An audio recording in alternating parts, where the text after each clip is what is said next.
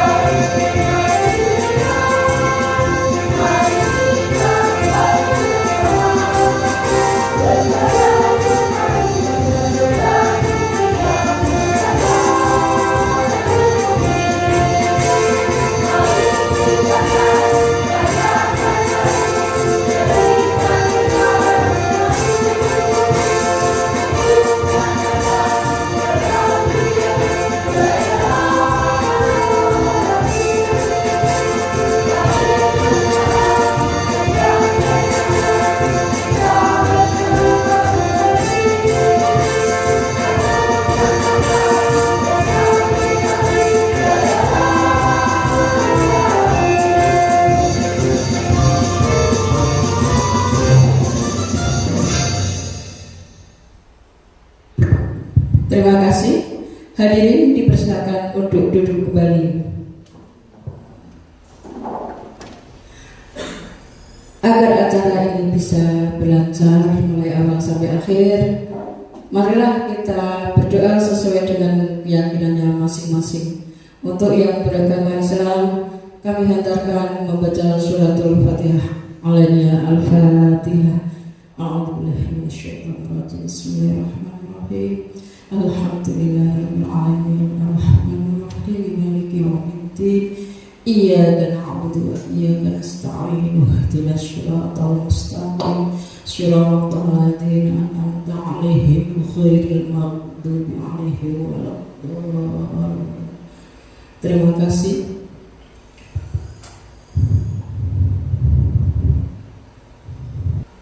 Untuk acara selanjutnya yaitu sambutan dari Kepala SD Negeri 3 Kaliaman kepada beliau Ibu Yunani Puristianingsih, kami haturkan.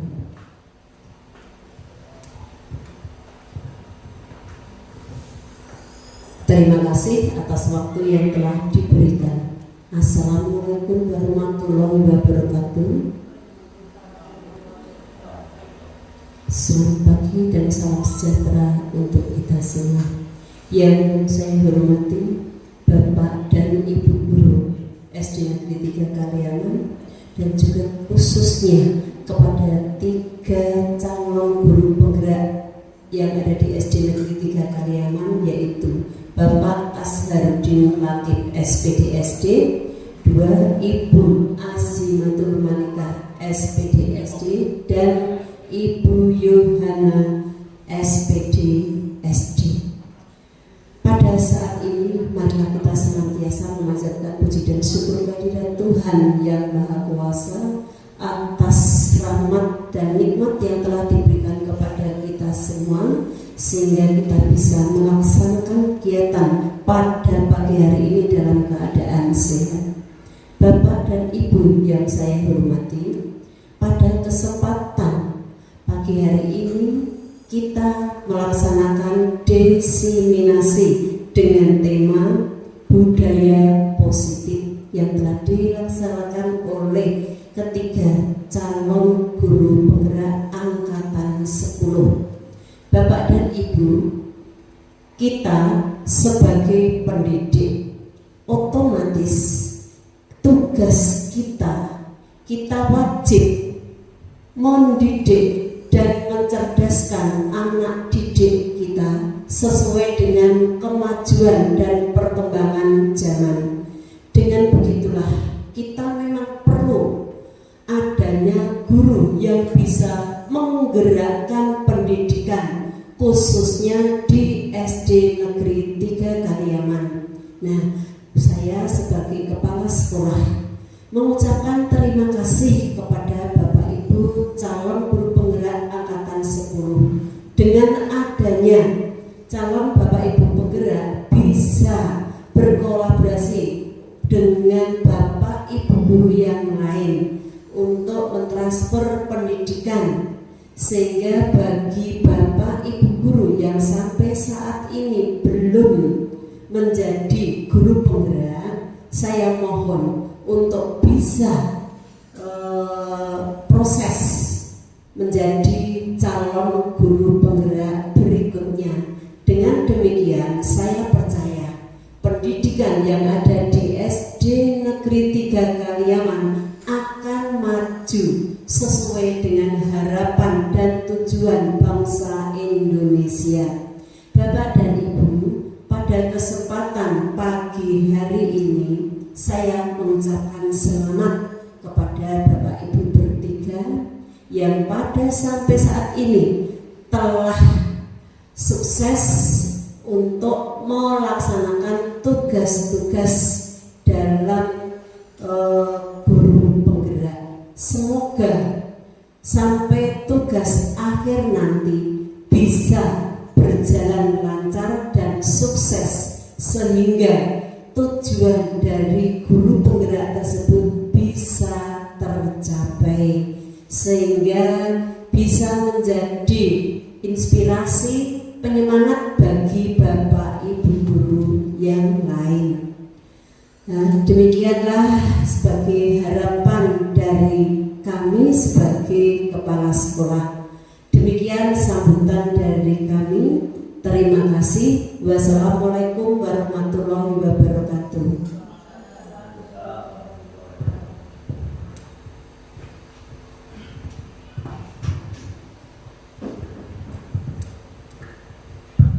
Terima kasih kepada Ibu Yunani Prasetyaningsih selaku Kepala SD Negeri 3 Karyawan. Untuk pembacaan puisi selanjutnya yaitu Bapak Asyarudin Latif SPD. Kepada Bapak Asyarudin Latif SPD kami persilahkan.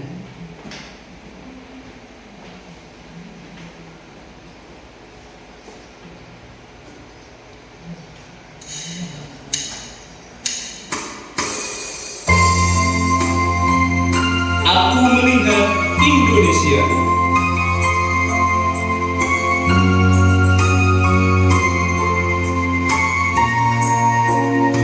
Jikalau aku berdiri di pantai liat, aku mendengar lautan Hindia bergelora. Membanting di pantai liat itu, aku mendengar lagu saja Indonesia. Jikalau aku melihat sawah-sawah yang menguning menghijau, aku tidak melihat lagi batang-batang pari yang menguning menghijau. Aku melihat Indonesia. Jikalau aku melihat gunung-gunung, Gunung Merapi, Gunung Semeru, Gunung Merbabu, Gunung Tangkuban Perahu, Gunung Kelebet, dan gunung-gunung lain, aku melihat Indonesia. Jikalau aku mendengarkan lagu yang merdu dari Batak, bukan lagi lagu Batak yang kudengarkan, aku mendengarkan Indonesia. Jikalau aku mendengarkan Pangkur Palaran, bukan lagi Pangkur Palaran yang kudengarkan, aku mendengar Indonesia. Jikalau aku mendengar lagu Olesio dari Maluku, bukan lagi mendengarkan lagu Olesio, aku mendengar Indonesia. Jikalau aku mendengarkan burung perkutut menyanyi di pohon ditiup angin yang sepoi-sepoi, bukan lagi mendengarkan burung perkutut, aku mendengarkan Indonesia.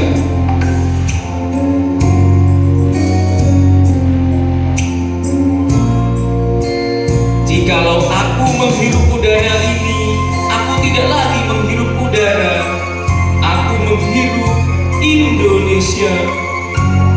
Jikalau aku melihat wajah anak-anak di desa-desa dengan mata yang bersinar-sinar, Pak Merdeka, Pak Merdeka, Pak Merdeka, aku bukan lagi melihat mata manusia, aku melihat Indonesia.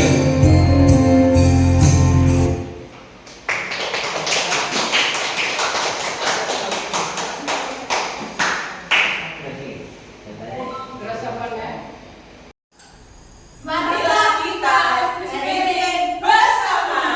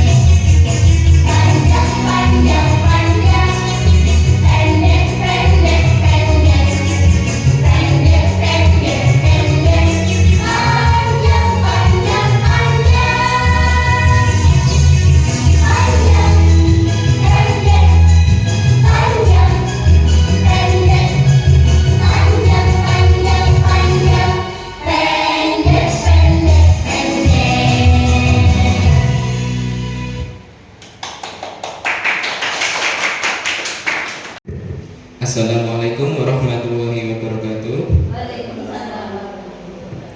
Saya Azharuddin Latif CGB Angkatan 10 dari Kabupaten Jepara akan menyampaikan aksi nyata modul 1.4 tentang diseminasi budaya positif sekolah. Ya, saya akan menyampaikan pantun. Pagi-pagi minum teh hangat, kopi panas diminum silatif. Mari berkolaborasi dengan semangat belajar tentang budaya positif. Ya, ini materi yang akan saya sampaikan pada hari ini. Yang pertama, budaya positif, disiplin positif, dan nilai kebijakan universal. Kemudian, yang kedua, teori motivasi, hukuman, dan penghargaan. Yang ketiga, keyakinan kelas. Yang keempat, kebutuhan dasar manusia dan dunia berkualitas. Kemudian yang kelima yaitu 5 posisi kontrol, dan yang terakhir segitiga restitusi. Ya, ini adalah pertanyaan pematik, bisa dijawab setuju atau tidak setuju. Yang pertama, hukuman dapat mendisiplinkan anak. Setuju? Ada yang mau memberi alasan?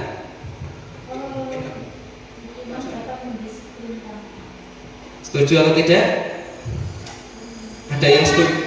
Oh, ada yang setuju, ada yang tidak. Kemudian yang kedua, pemberian hukuman dengan hal positif seperti membaca atau membersihkan halaman sekolah dapat meningkatkan disiplin anak. Setuju? Setuju. Setuju. Karena ini adalah hal yang positif. Kemudian yang terakhir, memberi penghargaan dapat meningkatkan motivasi belajar anak. Ya, setuju. Selanjutnya, ya, tujuannya adalah yang pertama, mengimplementasikan pemahaman terkait budaya positif yang dapat membuat murid belajar dengan aman, nyaman, sesuai dengan filosofi Ki Hajar Dewantara. Kemudian yang kedua, membagikan pemahaman dan pengalaman terkait budaya positif kepada rekan sejawat di lingkungan pendidikan. Nah, ini adalah yang pertama, disiplin positif dan nilai-nilai kebajikan universal. Perubahan paradigma teori kontrol, ada 4 ilusi kontrol. Yang pertama, ilusi guru mengontrol murid. Jadi guru itu memberikan kontrol pada murid sesuai dengan apa yang diinginkan oleh gurunya, tidak sesuai dengan kebutuhan yang ada pada murid. Kemudian yang kedua, ilusi bahwa kritik dan membuat orang merasa bersalah dapat menguatkan karakter. Padahal menguatkan karakter itu tidak harus membuat orang lain merasa bersalah. Kemudian yang ketiga, ilusi bahwa semua penguatan positif, efektif, dan bermanfaat. Ini yang paling baik. Kemudian yang terakhir, ilusi bahwa orang dewasa memiliki hak untuk memaksa. Kita sebagai guru, orang yang paling tua itu pengennya memaksa, padahal itu tidak benar. Selanjutnya yaitu adalah siapa sesungguhnya yang memiliki kontrol. Menurut Stephen R. Covey atau Principle Centered Leadership tahun 1991 mengatakan bahwa stimulus respon dan teori kontrol. Nah, stimulus respon, perilaku buruk dilihat sebagai suatu kesalahan, padahal perilaku buruk bisa menjadi contoh yang baik, menjadi pengalaman yang baik. Kemudian kalau yang teori kontrol, semua perilaku memiliki tujuan. Selanjutnya stimulus respon, yaitu saya bisa mengontrol orang lain, padahal orang lain memiliki kontrol mereka sendiri. Jadi untuk teori kontrol, Anda tidak bisa mengontrol orang lain. Selanjutnya stimulus respon, pemaksaan ada pada saat rujukan gagal. Sedangkan teori kontrolnya kolaborasi dan konsensus menciptakan pilihan-pilihan baru. Stimulus respon, model berpikir menang atau kalah. Teori kontrolnya model berpikir menang-menang. Apa itu budaya positif? Nah, nilai-nilai keyakinan dan kebiasaan yang dilaksanakan di sekolah yang berpihak pada murid agar murid dapat berkembang menjadi pribadi yang bernalar kritis, berkomitmen, integritas, disiplin, penuh hormat, dan bertanggung jawab sesuai dengan kodrat alam dan kodrat zamannya. Ini sesuai dengan filosofi Ki Hajar Dewantara. Salah satu bentuk budaya positif yang dikembangkan di sekolah adalah menerapkan disiplin positif. Disiplin positif adalah disiplin tanpa ancaman atau tanpa hukuman. Penerapan disiplin positif itu dapat meningkatkan kesadaran siswa dalam membentuk karakter positif. Nah, disiplin positif dapat dibuat melalui kesepakatan antara guru dan murid. Nah, agar murid merasa terlibat dan bertanggung jawab dalam menjalankan disiplin tersebut, yaitu keyakinan kelas. Lanjutnya. Apa makna disiplin? Nah, disiplin berasal dari bahasa Latin atau disciplina yang artinya belajar. Makna asal dari kata berkonotasi dengan disiplin diri dari murid-murid Socrates dan Plato. Disiplin itu diri membuat orang menggali potensinya menuju sebuah tujuan apa yang dihargai. Kemudian namun dalam budaya kita makna kata disiplin telah berubah menjadi sesuatu yang dilakukan seseorang pada orang lain untuk mendapatkan kepatuhan. Kecenderungan umum adalah menghubungkan kata disiplin dengan ketidaknyamanan, bukan dengan apa yang kita hargai atau pencapaian suatu tujuan mulia. Nah, tujuan disiplin positif yaitu menanamkan motivasi kepada murid-murid kita untuk menjadi orang yang mereka inginkan dan menghargai diri sendiri dengan nilai-nilai yang mereka percaya. Nah, ini adalah disiplin positif menurut Dr. William Glasser, teori kontrol atau teori pilihan. Yang pertama, Anda tidak bisa mengontrol orang lain, hanya Anda yang bisa mengontrol diri Anda. Maknanya disiplin itu belajar mengontrol diri dengan menggali potensi kita agar apa? Tujuan mulia, yaitu sesuatu yang menjadi seorang yang kita inginkan berdasarkan nilai-nilai yang dihargai. Kemudian semua perilaku memiliki tujuan. Nah, teori motivasi ada 3, yaitu untuk menghindari hukuman, untuk mendapatkan imbalan, dan untuk menghargai diri sendiri. Kemudian model berpikir menang-menang dan kolaborasi dan konsensus menciptakan pilihan-pilihan baru, yaitu 5 posisi kontrol. Jadi itu ada penghukum, pembuat rasa bersalah, teman, pemantau, dan manajer. Kemudian segitiga restitusi, yaitu menstabilkan identitas, validasi kebutuhan, dan menanyakan keyakinan. Yang terakhir, realitas atau kebutuhan kita berbeda. Kita berusaha memahami pandangan orang lain tentang dunia.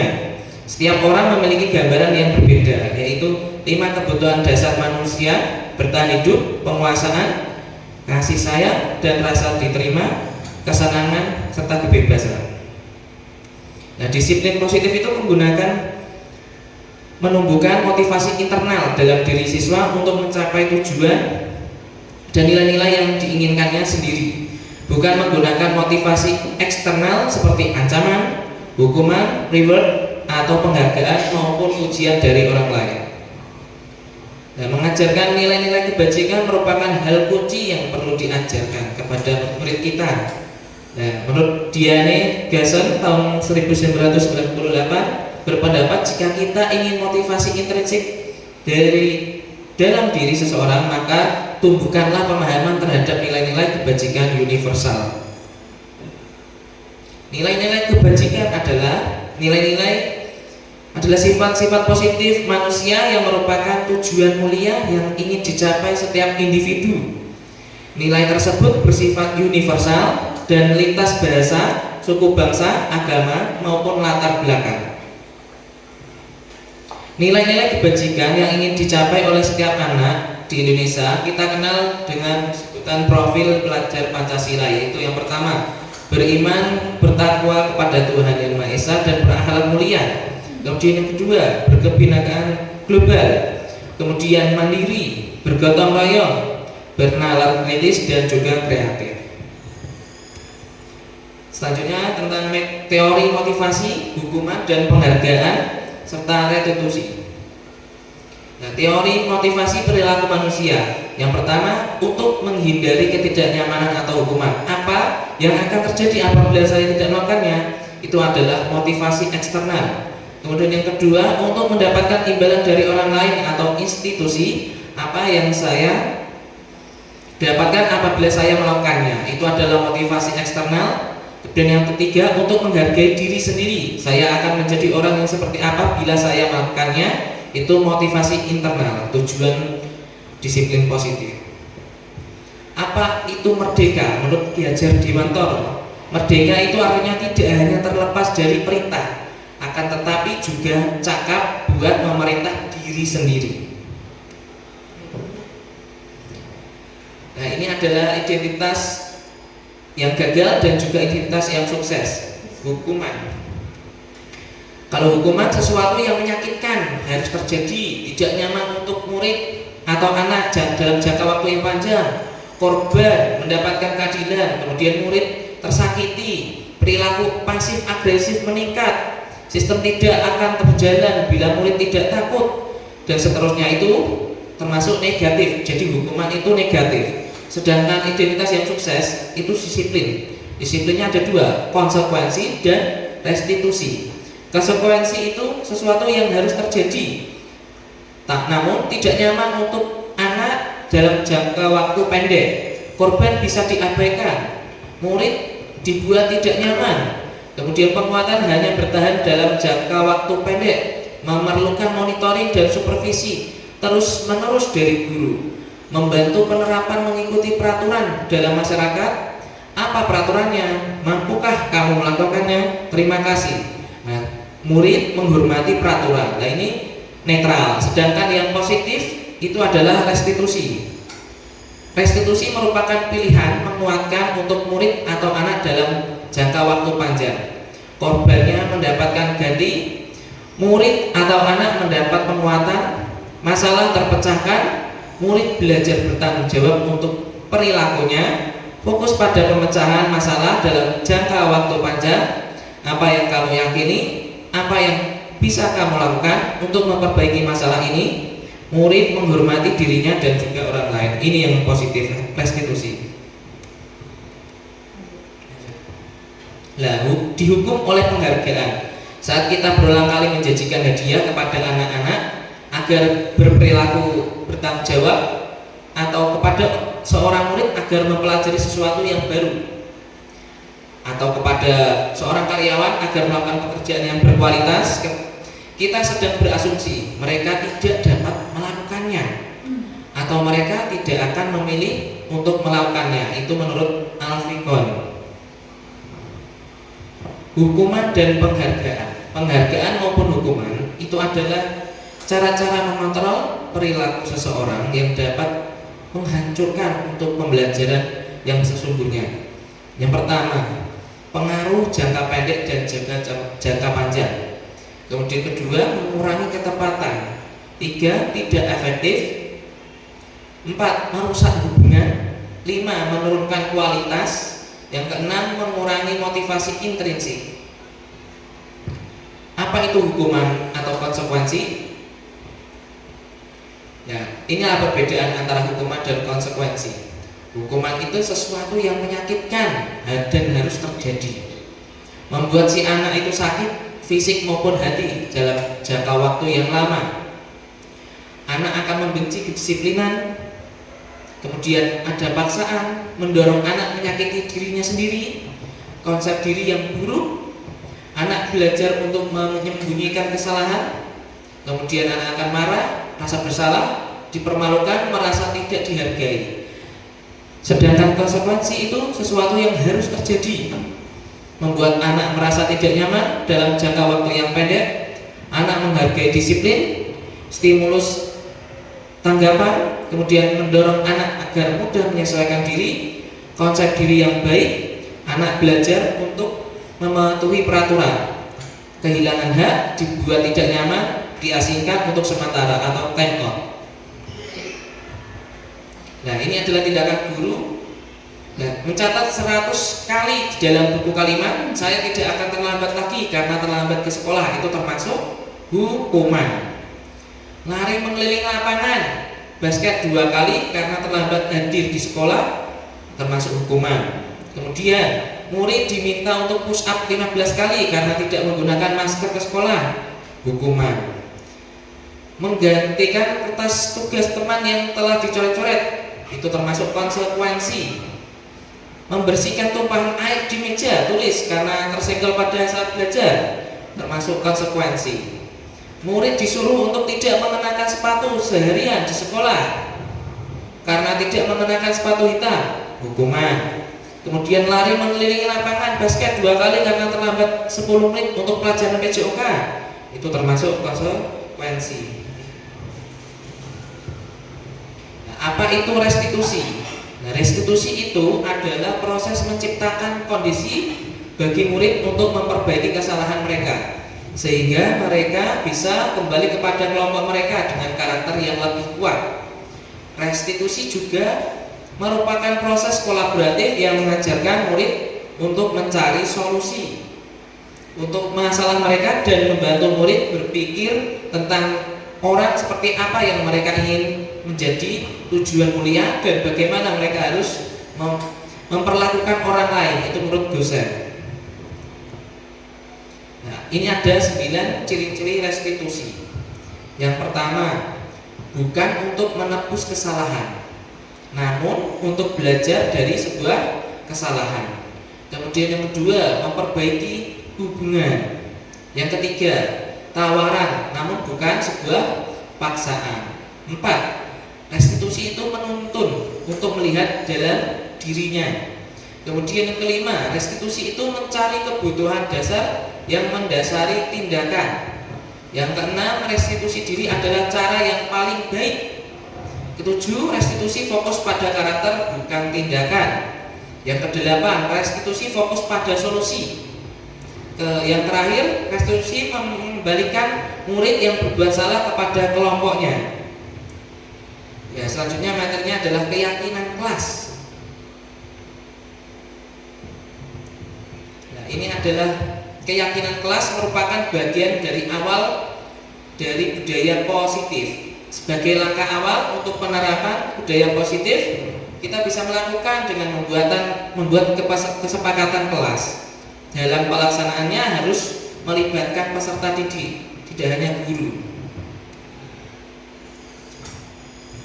Apa itu keyakinan kelas? Ya, keyakinan kelas itu bersama yang berisi nilai-nilai yang dikerjakan, kemudian dengan sadar dan tanpa paksaan disepakati oleh seluruh anggota kelas untuk menciptakan budaya positif di sekolah. Mengapa harus keyakinan kelas? Mengapa bukan peraturan kelas? Nah, keyakinan untuk mendukung motivasi diri atau intrinsik kembali ke nilai-nilai atau keyakinan pada diri seseorang, karena keyakinan tadi lebih menggerakkan seseorang daripada sekedar mengikuti peraturan-peraturan. Ini adalah tahapan keyakinan kelas 4 SD 3 Kaliaman. Yang pertama adalah mengidentifikasi masalah. Di dalam kelas ada masalah apa yang akan diselesaikan?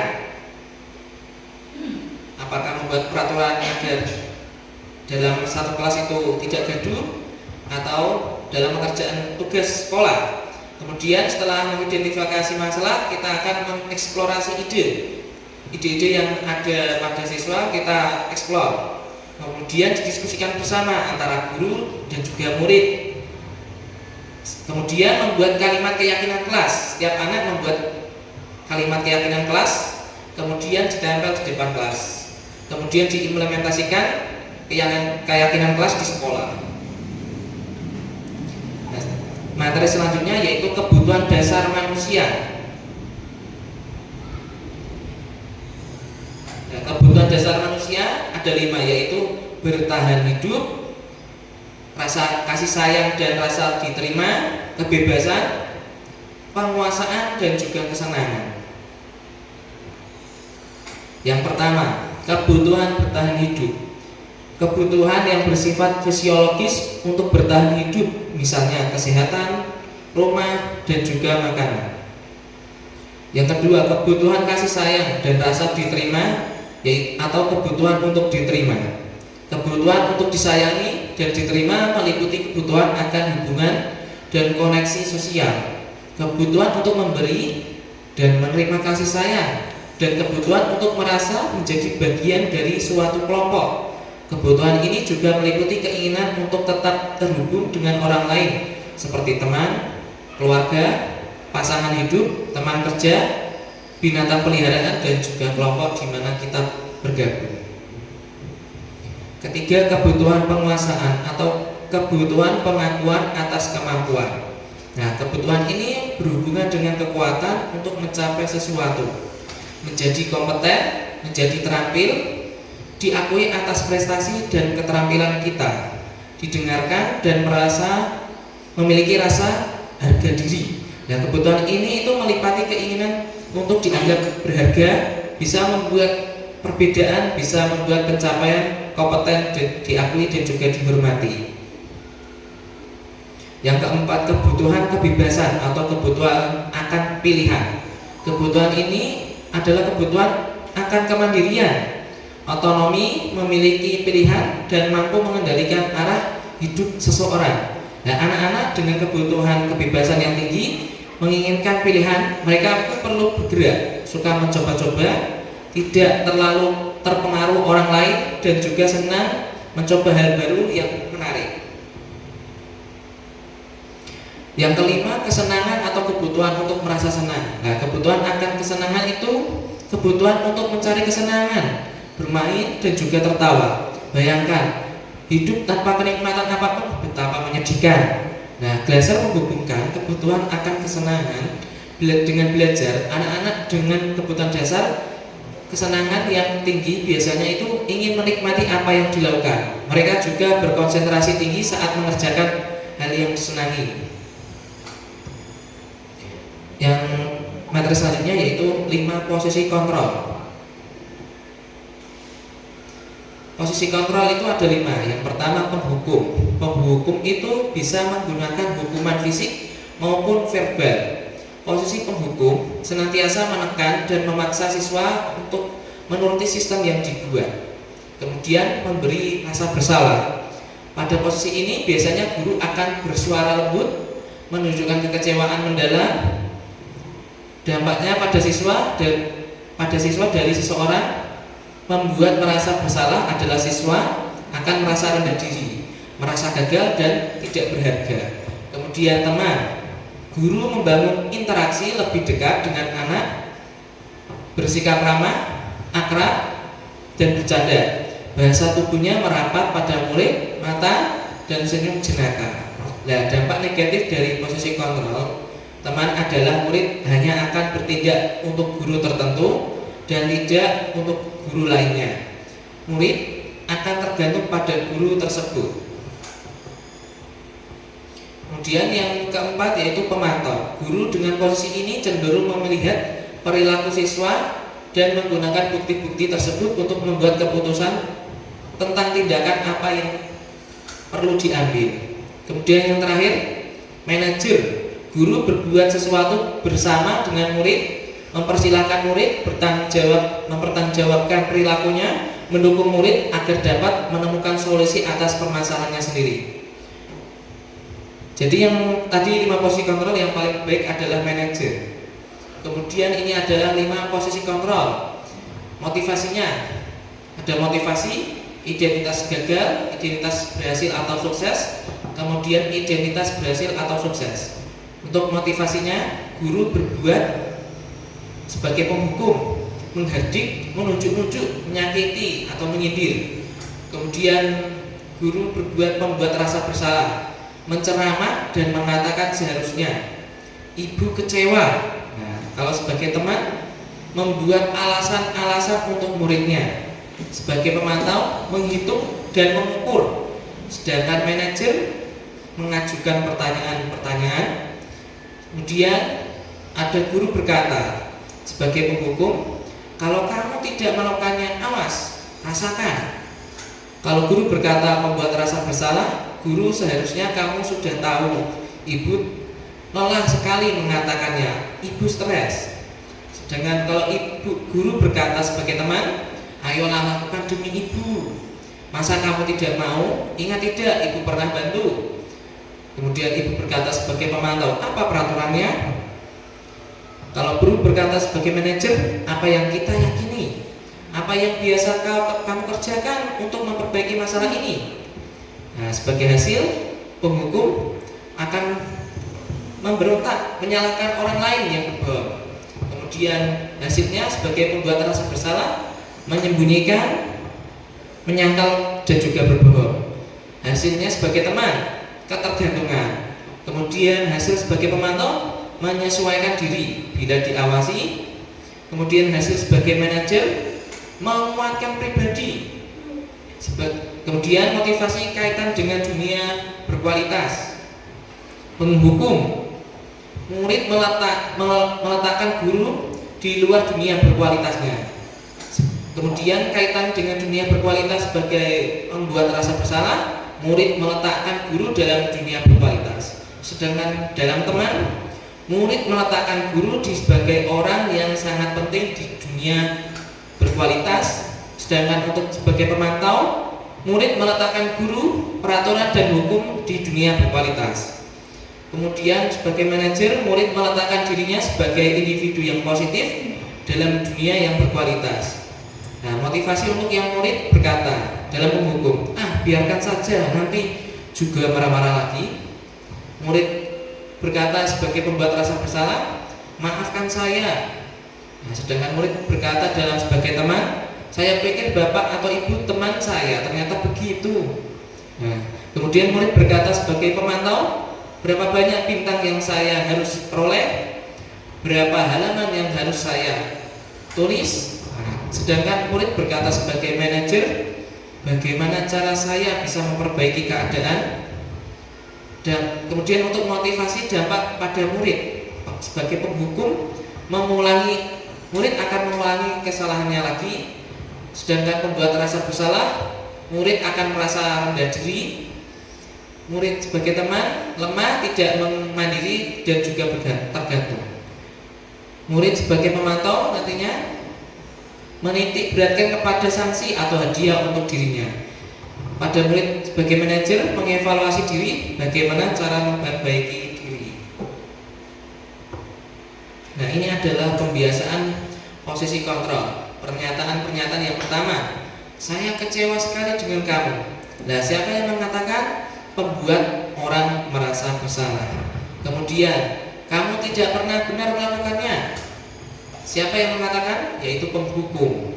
Kemudian pernyataan-pernyataan, ayolah lakukan demi ibu atau bapak, itu adalah teman. Sedangkan apakah kamu mendapat stiker bintang hari ini sebagai pemantau? Bagaimana kamu bisa menyelesaikan masalah ini?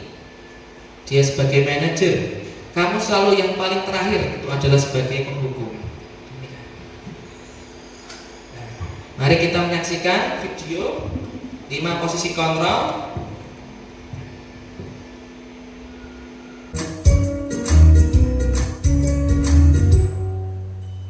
Salam bahagia ibu dan bapak guru hebat. Dalam penerapan disiplin positif restitusi, salah satu program yang dikembangkan adalah 5 posisi kontrol. 5 posisi kontrol dalam restitusi adalah proses perjalanan seorang pendidik agar dapat mengenali dirinya.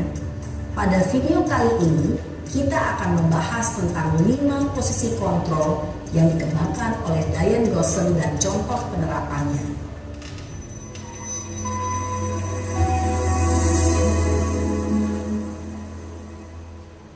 5 posisi kontrol itu adalah 1.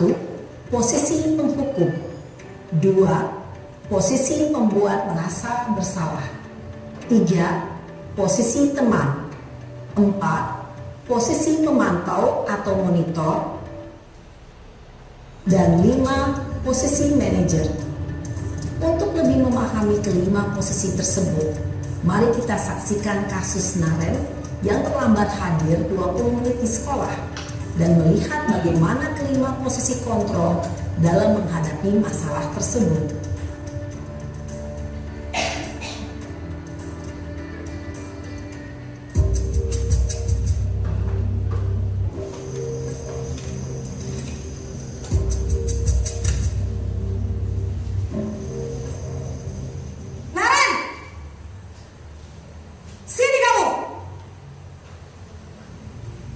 Selamat pagi, Bu. Selalu terlambat. Kamu deh, pasti terlambat. Maaf, Bu. Saya Apa? Apa coba? Alasan kamu apa lagi? Kapan sih kamu tidak terlambat? Dasar pemalas. Gak kapok-kapok sih kamu. Sudah berapa kali terlambat? Sana, kamu keliling lapangan basket 2 kali. Kenapa saya harus ke lapangan basket, Bu? Kenapa? Kamu melawan ibu. Berani-beraninya jawab. Sudah terlambat, masih berani jawab pula. Sekarang, keliling lapangan basket 5 kali sekalian. Biar kapok. Cepat. Pergi sana ke lapangan basket. Posisi penghukum biasanya berbicara dengan nada tinggi, menghardik, menunjuk-nunjuk, menyakiti, dan menyindir. Hukuman bisa berupa fisik maupun psikis. Ibu dan bapak guru hebat. Dampak yang terjadi pada murid ketika guru berada pada posisi penghukum adalah murid cenderung akan memberontak, bahkan menyimpan dendam.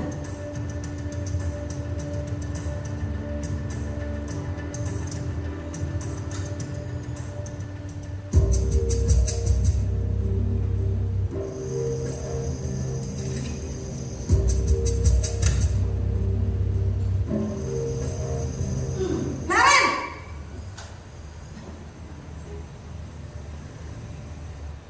Selamat pagi, Bu. Naren. Kamu kenapa terlambat lagi, nak? Ya Tuhan, Naren. Kamu senang ya bikin ibu susah ya? Kalau kamu terlambat lagi, nanti ibu yang ditegur bapak kepala sekolah, nak. Disangka ibu tidak bisa membina kamu. Duh, gimana ini? Maaf, Bu. Duh Gusti Naren. Kamu suka ya kalau ibu ditegur bapak kepala sekolah? Terus, sekarang ibu harus tulis apa ini di buku absen? Ini kamu sudah sering terlambat loh. Ibu harus apa coba? Maaf, Bu. Maaf sekali. Ya sudah, lain kali jangan bikin ibu susah lagi ya nak ya. Ibu tidak akan kuat lagi kalau kamu begini terus. Bisa jantungan kalau ibu tegur bapak kepala sekolah. Sana cepat ke kelas. Maaf ya, Bu. Maaf sekali.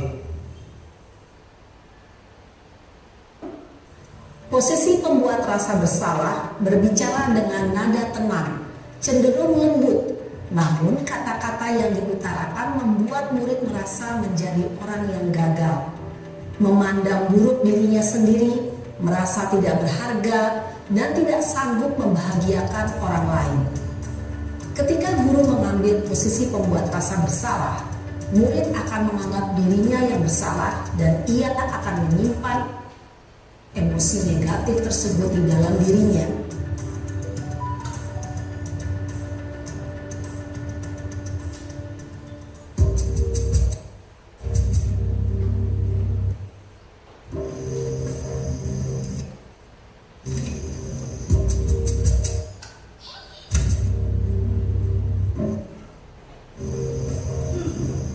Naren!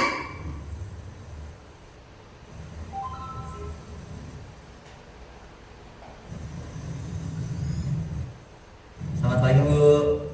Wah, sudah jam berapa ini nak? Terlambat lagi ya sayang. Iya, Bu. Habis ibu saya lupa bangunkan saya, Bu. Kamu malah menyalahkan ibu kamu. Kamu bukannya anak yang larinya paling kencang. Kok terlambat sih? Iya, Bu. Saya memang terlambat bangun tadi. Jadi biarpun saya lari kencang, tetap gak kekejar, Bu. Ya sudah sana. Nanti lain kali larinya lebih kencang lagi ya. Biar gak terlambat lagi. Bikin seneng ibu. Bu, demi ibu. Bisa? Kan? Bisa lah, Bu. Bu. Ya sudah sana masuk kelas. Ibu beresin urusan absen kamu. Kamu ini ada-ada saja. Dalam posisi teman, guru berbicara dengan nada suara ramah, akrab, cenderung bersenda gurau untuk menjaga suasana tetap santai. Murid akan merasa senang, aman, dan akrab dengan guru. Identitas yang tercipta adalah identitas sukses atau berhasil. Namun, perlu diingat, karena ini masih dorongan eksternal, maka ada faktor ketergantungan dari murid kepada orang tertentu. Di sini guru absennya, sehingga di lain waktu murid bisa berperilaku baik, namun hanya kepada orang-orang tertentu saja.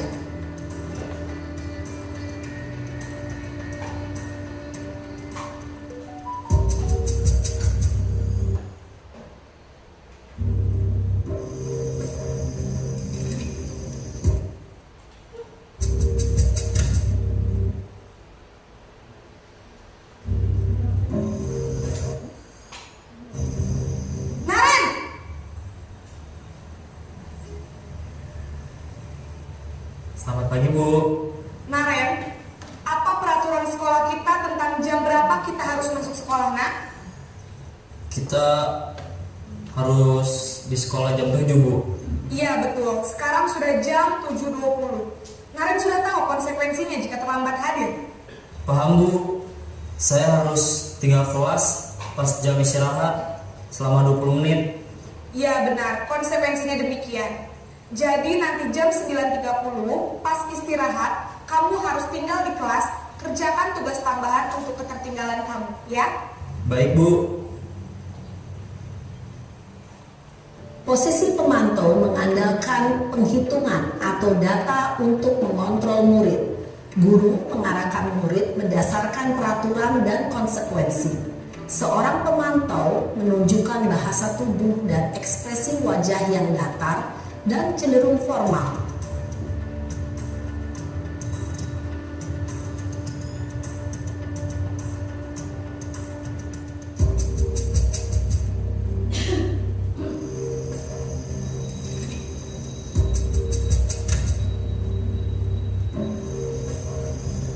Naren!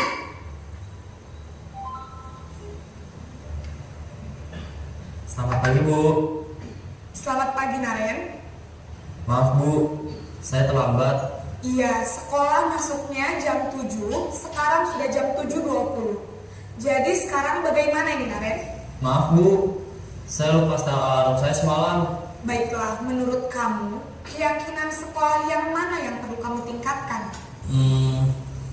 Menghargai diri sendiri dan orang lain mungkin, ya, Bu. Setuju. Jadi, apakah Naren meyakini prinsip saling menghormati tersebut? Iya, Bu. Saya meyakininya.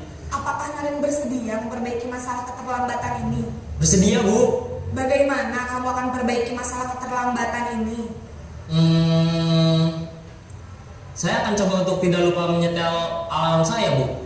Baik, kalau Naren lupa menyetel alarm di rumah, ada orang yang kira-kira bisa bantu mengingatkan tidak? Ada, Bu. Kakak saya, Kak Emma. Ada lagi selain Kak Emma? Selain Kak Emma, ada ibu saya. Baik, jadi yang mengingatkan Naren adalah Kak Emma dan ibu kamu, ya? Kira-kira akan mulai setel alarm kapan, Naren? Setelah pulang sekolah, akan segera saya lakukan. Baik, jadi Naren akan setel alarm untuk bangun besok pagi dan akan diingatkan oleh kakak dan ibunda Naren, ya? Ada lagi yang mungkin perlu dilakukan, Naren, agar tidak terlambat bangun lagi? Tidak ada, Bu. Baik, Naren, terima kasih untuk kerjasama kamu. Sekarang kamu perlu kembali ke kelas untuk belajar. Baik, Bu. Terima kasih.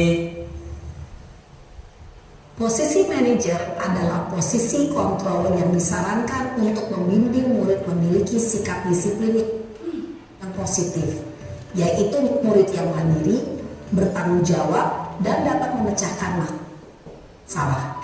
Tujuan dari posisi ini adalah agar murid dapat berefleksi atas tindakannya. Guru akan dengan tulus memberikan pertanyaan-pertanyaan bermakna sehingga membuat murid dapat belajar dari kesalahannya dan mencari sebuah solusi untuk menyelesaikannya. Ibu dan bapak guru hebat, Setelah mengamati adegan kelima posisi kontrol tadi, kira-kira posisi mana yang paling ideal? Posisi mana yang dapat menunjang motivasi intrinsik murid? Ya, tentu posisi manajer. Posisi ini memang posisi ideal yang ingin dituju setiap pendidik. Pada posisi inilah, guru dapat menerapkan disiplin positif yang berpihak pada murid, yang memerdekakan murid. Perjalanan seorang pendidik tentunya tidak mudah untuk sampai pada posisi seorang manajer. Namun, tujuan kita pasti, yaitu menciptakan murid-murid yang mandiri, merdeka, dan bertanggung jawab. Semoga penggambaran 5 posisi kontrol yang telah diperlihatkan ini dapat menjadi ajang refleksi bagi kita semua, agar dapat terus mengasah dan menerapkan disiplin positif yang memerdekakan murid. Mari terus berlatih dan bersemangat. Selamat menerapkan. Salam dan bahagia Ibu dan Bapak Guru hebat.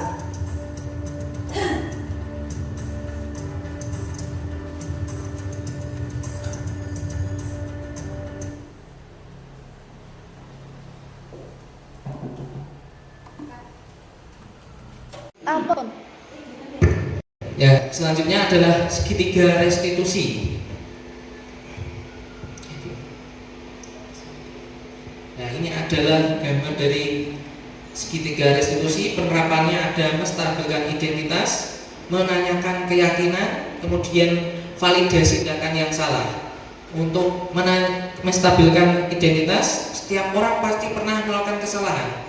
Nah, kamu bukan satu-satunya yang pernah melakukan ini. Sedangkan untuk menanyakan keyakinan kelas apa yang telah kita sepakati, kamu ingin menjadi orang seperti apa, kemudian kamu tentunya punya alasan mengapa melakukan itu, kemudian adakah cara yang lebih efektif untuk mendapatkan apa yang kamu butuhkan.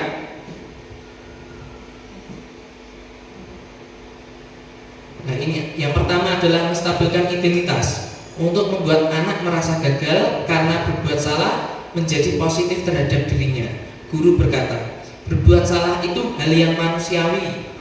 Tidak ada manusia yang sempurna. Bapak atau ibu juga buat salah. Kita pasti bisa menyelesaikan permasalahan ini. Bapak atau ibu tidak tertarik untuk mencari tahu siapa yang benar, siapa yang salah. Bapak ibu lebih tertarik untuk menyelesaikan masalah. Kalau kamu menyalahkan dirimu sendiri terus-menerus, apakah kamu bersikap baik pada dirimu sendiri? Kemudian yang kedua, validasi kebutuhan. Membantu murid mengenali basic atau need, kebutuhan dasar yang ingin dipenuhi ketika melakukan kesalahan itu. Pada dasarnya setiap tindakan manusia itu memiliki tujuan, yaitu memenuhi kebutuhan dasar. Apa itu penguasaan, kebebasan, kasih sayang dan rasa diterima, kesenangan atau bertahan hidup. Nah, guru berkata, kamu bisa saja akan melakukan hal yang lebih buruk, tapi kamu tidak melakukannya kan? Kamu pasti punya alasan mengapa melakukannya. Apa yang penting bagi kamu? Ya, kamu boleh tetap berusaha menjaga sikap itu, tapi tambahkan sikap yang lain, yang baru. Maukah kamu belajar cara lain untuk mendapatkan yang kamu butuhkan tanpa harus mengumpul? Apakah kamu bisa melakukannya dengan lebih baik untuk besok lagi? Yang ketiga, menanyakan keyakinan. Anak melihat kesalahan dihubungkan dengan norma sosial dan nilai-nilai yang mendasari manusia berinteraksi dengan orang lain. Guru berkata, apa nilai yang kita percaya di kelas atau sekolah kita? Nilai-nilai universal apa yang telah kita sepakati? Kemudian kelas yang ideal itu seperti apa sih? Kamu ingin jadi anak seperti apa? Apa yang kamu rasakan ketika kamu melakukan itu? Kamu menjadi orang seperti apa? Nah, ini adalah identitas kasus yang pertama, yaitu melanggar kesepakatan kelas disiplin dalam pelajaran, yaitu tidak mengumpulkan PR. Yaitu Dila Arum, peristiwanya Dila Arum, murid kelas 4, termasuk SD 3 Kaliama, termasuk murid yang rajin. Tetapi hari ini Kamis 21 Mei dia tidak mengumpulkan pekerjaan rumah, yaitu pelajaran bahasa Indonesia yang diberikan kemarin. Setelah dikonfirmasi ternyata dia tadi malam menonton YouTube sehingga tidak belajar dan mengerjakan PR-nya, dan ketika hari ini PR-nya dikumpulkan dia tidak mengumpulkannya. Nah, ini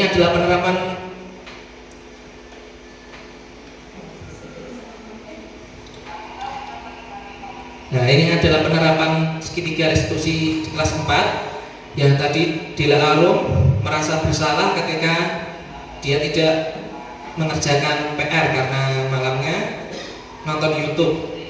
Kemudian dalam video ini sudah ada penerapan segitiga restitusi yang ada di kelas 4.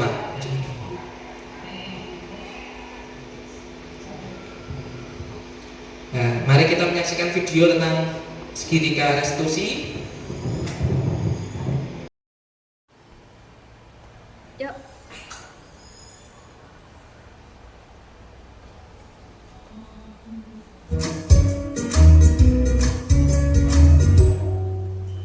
Salam dan bahagia Ibu dan Bapak guru hebat. Pada video kali ini kita akan membahas tentang salah satu program disiplin positif yang diterapkan di lingkungan sekolah yang dikenal dengan nama restitusi.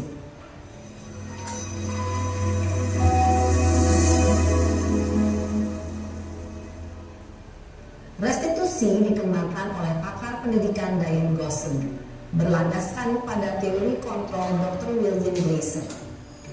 Segitiga restitusi adalah suatu proses dialog yang dijalankan oleh guru atau orang tua agar dapat menghasilkan murid yang mandiri dan bertanggung jawab. Pada saat guru di posisi manajer, aspek yang dikembangkan pada murid adalah motivasi intrinsik, sehingga penanaman nilai-nilai kebajikan dapat tumbuh dan berkembang menjadi suatu kebiasaan positif yang akhirnya membentuk karakter murid. Proses dialog ini terdiri dari 3 langkah yang digambarkan pada ketiga sisi pada segitiga restitusi. Sisi pertama adalah menstabilkan identitas. Sisi yang kedua adalah validasi tindakan yang salah. Dan sisi yang ketiga adalah menanyakan keyakinan. Ibu dan Bapak guru, berikut ini akan ditunjukkan bagaimana seorang guru berada dalam posisi manajer menggunakan penerapan segitiga restitusi.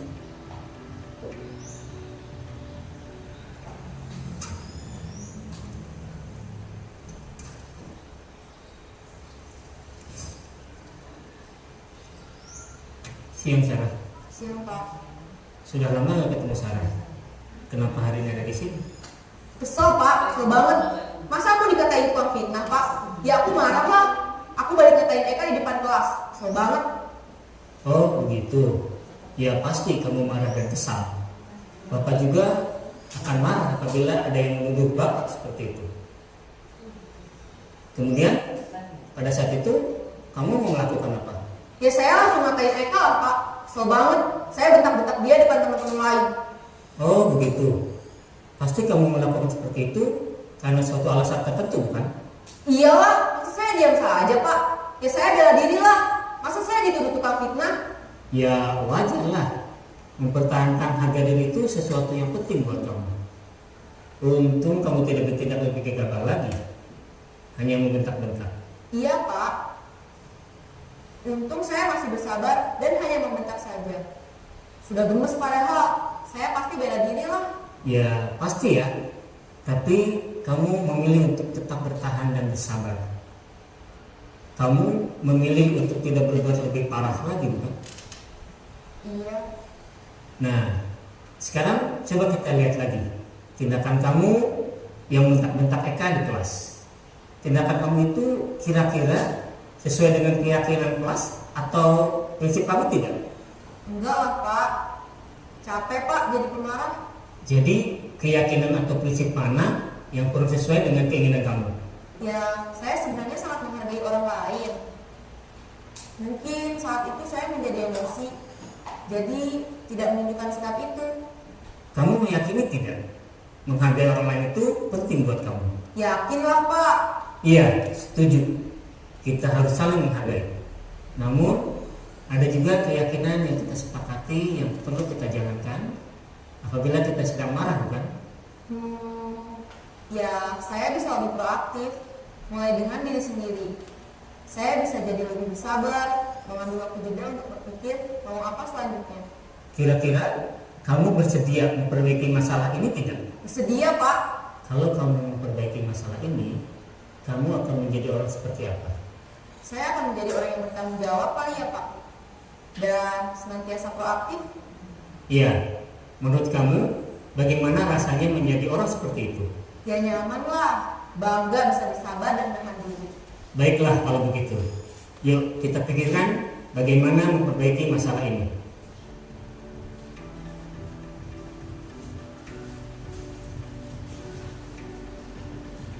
Ibu dan Bapak guru hebat, baru saja kita menyaksikan contoh bagaimana seorang guru berada dalam posisi manajer menggunakan penerapan segitiga restitusi.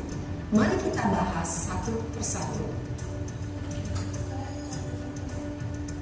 Pada sisi pertama, menstabilkan identitas berdasarkan pada prinsip bahwa membuat kesalahan adalah bagian dari proses pembelajaran. Sisi pertama dari segitiga ini berperan menggeser identitas murid dari identitas gagal ke identitas sukses. Murid yang sedang bertingkah laku yang tidak pantas atau menarik diri saat itu sedang mengalami identitas gagal. Bila kita mengkritiknya, maka posisinya tidak akan berubah. Kita bisa mengajukan pernyataan-pernyataan ini. 1. Membuat kesalahan sesuatu yang wajar. 2. Manusia tidak ada yang sempurna. 3. Kita bisa memperbaiki masalah ini. 4. Saya tidak menanyakan kesalahannya. Saya lebih fokus bagaimana memperbaiki masalah ini. 5. Apakah saat ini kamu tengah menjadi orang yang baik untuk dirimu sendiri? Pada sisi kedua, validasi tindakan yang salah berlandaskan pada prinsip bahwa setiap perilaku berupaya memenuhi suatu kebutuhan tertentu. Guru yang telah memahami teori kontrol akan bergeser dari pemikiran stimulus respon menjadi proaktif dan mencoba untuk mengenali tujuan dari perilaku murid. Mengenali dan mengakui kebutuhan murid ini dapat memperbaiki hubungan dengan murid tersebut. Pernyataan atau pertanyaan bisa disampaikan dengan nada suara tidak menghakimi atau memojokkan, sehingga dapat mengembalikan murid pada posisi positif. 1. Kamu bisa saja bertindak lebih gegabah lagi dari ini. 2. Kamu bukan melakukannya tanpa suatu alasan tertentu. 3. Kamu melakukannya karena mempertahankan sesuatu yang penting bagimu. 4. Mungkin kamu bisa mempelajari suatu perilaku baru yang lebih efektif. Bersediakah kamu mempelajarinya? Selanjutnya, kita akan simak sisi terakhir, yaitu menanyakan keyakinan. Teori kontrol menyatakan bahwa pada dasarnya kita termotivasi secara intrinsik. Pada saat perilaku yang salah telah divalidasi dan identitas sukses telah stabil, maka murid telah siap mengaitkan keyakinan-keyakinannya dengan tindakannya yang salah dan pemikirannya telah bergeser ingin menjadi orang yang dituju. Pertanyaan-pertanyaan ini dapat mengaitkan keyakinan-keyakinan yang dianut murid. 1. Sebagai keluarga atau kelas, apa yang kita yakini? 2. Nilai-nilai apa yang telah kita sepakati? 3. Seperti apa gambaran sebuah kelas yang ideal bagi kamu? 4. Kamu ingin menjadi orang seperti apa?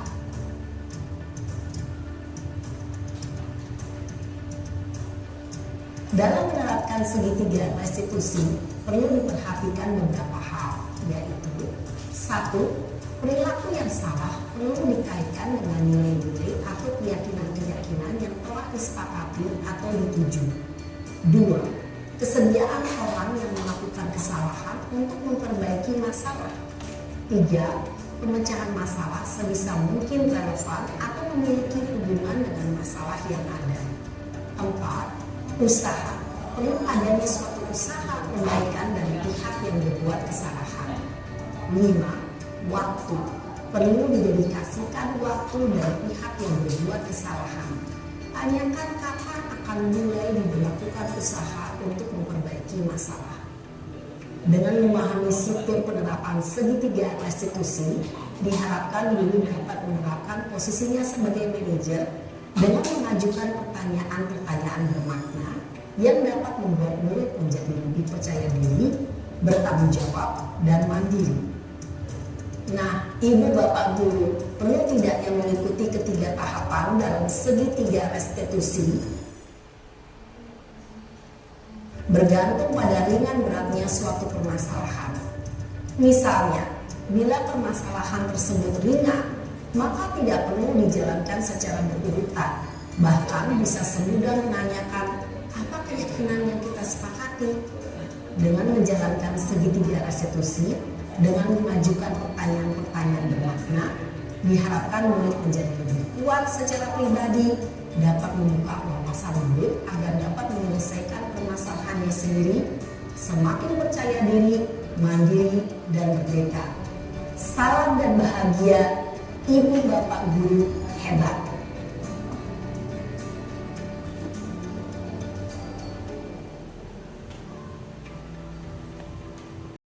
Ya, yang saya pantun, masak tempe dicampur tahu, minumnya pakai es teh batu.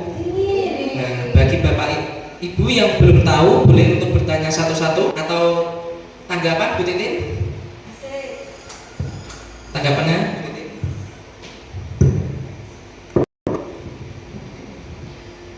Terima kasih atas waktunya yang sudah diberikan. Terima kasih juga atas pemaparan materi yang telah disampaikan oleh Pak Udin tentang diseminasi budaya positif.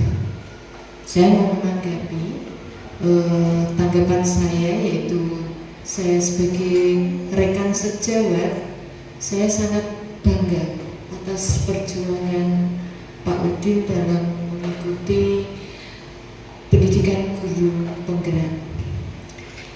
Berjibaku mempelajari modul-modul dengan tuntunan fasilitator, melaksanakan pendampingan individu dengan pengajar praktik, dan melaksanakan tugas-tugas karya lainnya dengan tepat waktu, dan berkolaborasi dengan komunitas praktisi lainnya.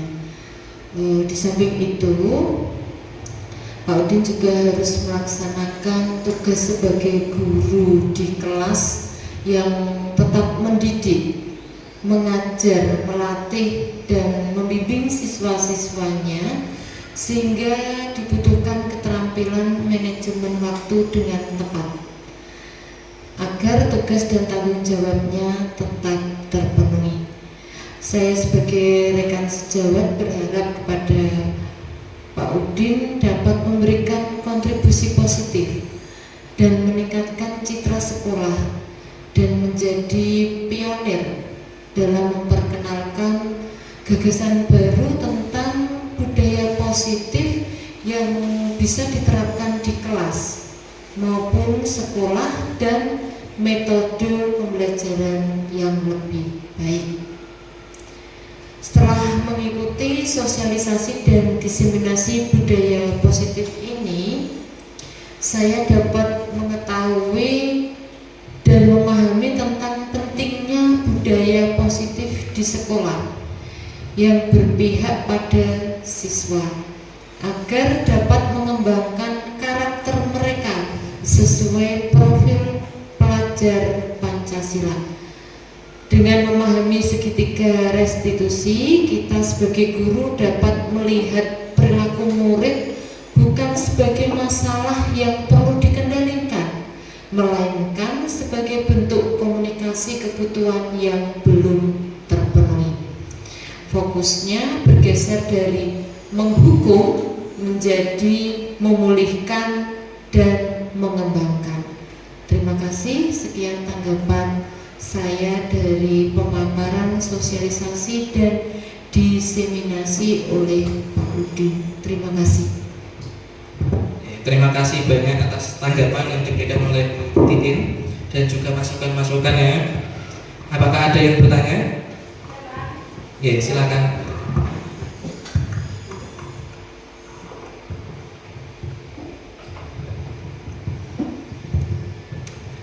Oke, terima kasih Pak Udin, tadi telah menjelaskan dengan panjang lebar sehingga membuat kami terpana dan termehek-mehek mungkin ya. Di sini saya juga merasa ternyata banyak sekali ilmu di CGP, jadi saya jadi tertarik ingin yang belum daftar, saya jadi pengen lebih tahu seperti apa CGP karena ternyata ilmunya banyak sekali. Di sini saya mau bertanya seputar tentang disiplin positif, budaya positif ya. Bagaimana cara membangun budaya positif di sekolah? Ya, itu saja Pak Din. Ya, terima kasih atas pertanyaan yang sudah diajukan oleh Bu Azimatul Malika. Bagaimana cara membangun budaya positif di sekolah? Bisa dari setiap pagi guru dan juga murid berjabat tangan, mencium tangan, dan murid mencium tangan guru. Kemudian ketika murid melewati guru menundukkan kepala atau menundukkan badan. Kemudian ketika guru lewat, kemudian murid mencolok salam gitu. Kemudian mengikuti ekstrakurikuler di sekolah, ada seperti di sekolah kita ada karate, rebana, terus kemudian menyanyi, pramuka, menggambar, dan seterusnya. Ada budaya positif lain yang sudah diterapkan di sekolah kita, contohnya seperti membacakan Asmaul Husna di depan di teras sekolah, kemudian setelah itu berbaris di depan kelas dengan rapi, kemudian baru masuk kelas dan juga berdoa, seperti itu. Apakah ada pertanyaan lain? Ya, cukup ya. Ya, terima kasih. Sekian pemaparan dari saya. Jika ada salah, saya mohon maaf. Wassalamualaikum warahmatullahi wabarakatuh. Terima kasih.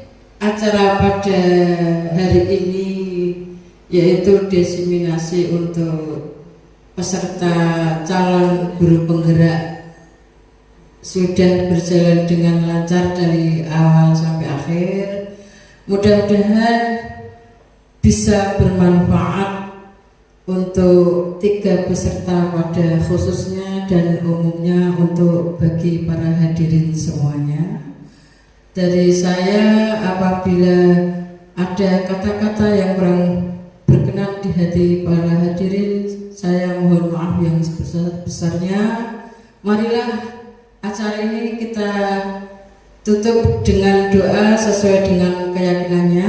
Untuk yang beragama Islam, saya hantarkan dengan suratul Fatihah. Alaniya al-Fatihah. A'udzubillahi minasyaitonirrajim. Bismillahirrahmanirrahim. Alhamdulillahirabbil alamin arrahmanirrahim maliki yaumiddin. Iyyaka na'budu wa iyyaka nasta'in. Ihdinas siratal mustaqim. Shiratal ladzina an'amta 'alaihim ghairil maghdubi 'alaihim waladdallin. Rabbil muslimin. Terima kasih. Akhirul kalam. Assalamualaikum warahmatullahi wabarakatuh.